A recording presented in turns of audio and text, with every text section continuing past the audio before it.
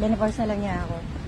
Eh wala na trauma yung nanay sa akin kasi iniwan ko sa Amerika. Muntik na ma-heart attack. Tapos yung pang-apat naman, ayun, 4 ang anak ko sa kanya.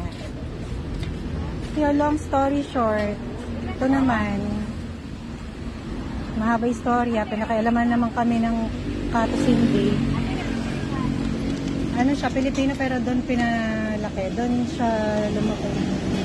Pero 1 year old pa lang siya nandun na siya sa Amerika.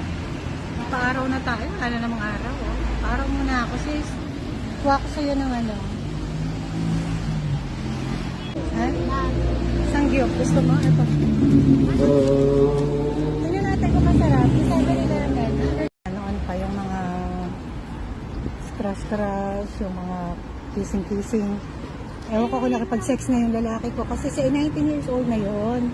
Eh, nakita ko siya. Yung wallet niya may condom, dalawa. Sa akin ano Last year ko pa nakita may condom. May condom, nakita ko. Tapos natanong ko siya nung sabi niya wala mama. Binigay lang daw sa kanya. Nagtitripan lang daw siya. Nakikipag-boyfriend siya. Ay, nakikipag-girlfriend siya. Pero hindi pa siya nakikipag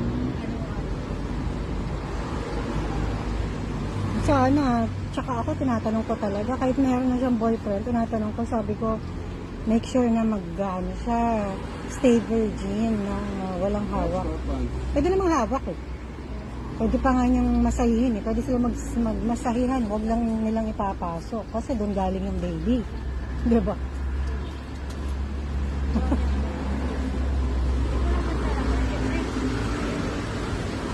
Ang pepe ay pribado, bawal ipakita to. Di dapat hawakan, bawal yan, bawal yan. Mali yan, mali yan. Huwag mo kong hawakan. Isusumbo